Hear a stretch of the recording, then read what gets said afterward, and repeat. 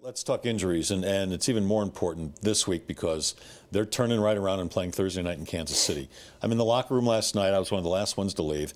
David Bruton had trouble, literally had trouble walking across the locker room. He had to stop in the middle of the locker room. His hip was so bad. He hurt it on the final play when he helped with the interception.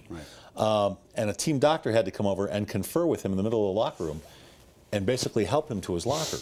C.J. Anderson went walking by me late in the evening, and he was limping pretty badly. And I said, what's going on there? What you got? He said, sprained toe. That's huge. I said, big toe? Huge. He said, yeah. It's a big injury. He was moving slowly. I said, how you looking for Thursday night? He said, I don't know. So if C.J. Anderson, you say it's a big injury. He needs his Sergeant Hulka. Yes. His what? From Stripes. Sergeant Hulka. The big toe. You're our big toe. Oh, I don't remember that.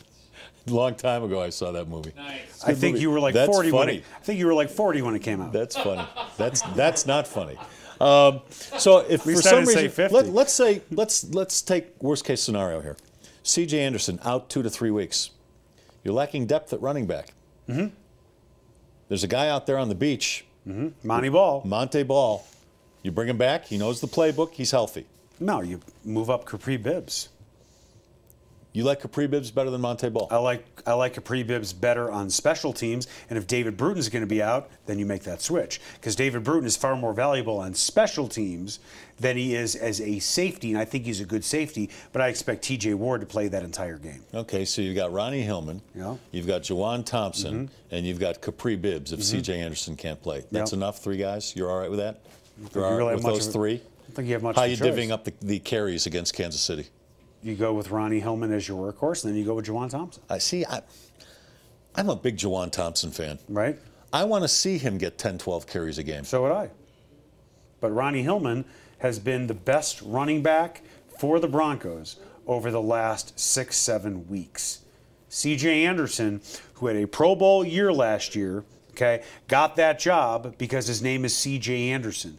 But I don't think any reasonable person can say C.J. Anderson thoroughly outperformed Ronnie Hillman in the preseason or training camp, because he didn't. No. It's not a knock it's not a knock on C.J. Anderson at all. It's just Ronnie Hillman is having a Noshawn Marino moment where something has just clicked.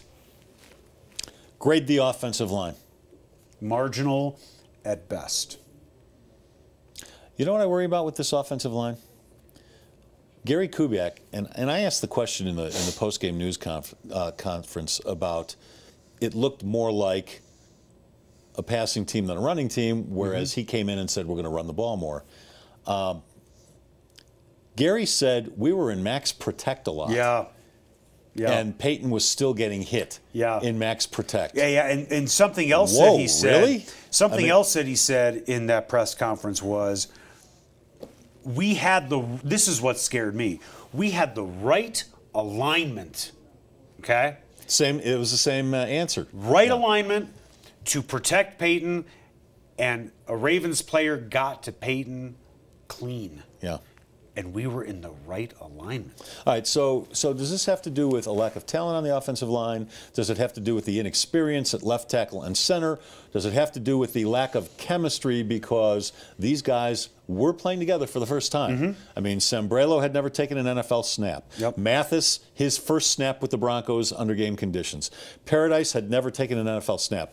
Luis Vasquez played right tackle just about all last year. Right tackle. Now he's back at right guard. And Ryan Harris, who wasn't with the team last year. What's the answer here? Does it need more? Is it like Peyton? Does the offensive line just need more time to get it together? I look at the offensive line, specifically in zone blocking, like a 5-man orchestra. You all have to work together in tandem. Otherwise, there's musical dissonance, is what you're saying. Otherwise, you have 5 guys on folding chairs playing on the Titanic as the ship is going and different down. sheets of music. Yes. Jack. All right, that segment brought to you by John Elway Chevrolet, Colorado's #1 Chevy dealer. When you go to buy a car, what do you really want? You probably want a lot of cars to choose from. And you want the dealership's best price. Not some starting price or target price, the best price, and you want it immediately, not after hours of negotiating. And you want a salesperson who doesn't get paid more if you spend more, because, well, you don't want to spend more. Well, you're in luck. John Elway wants all of those things too. Better yet, John Elway wants you to have all of those things too. Come see us or click on johnelwaychevrolet.com.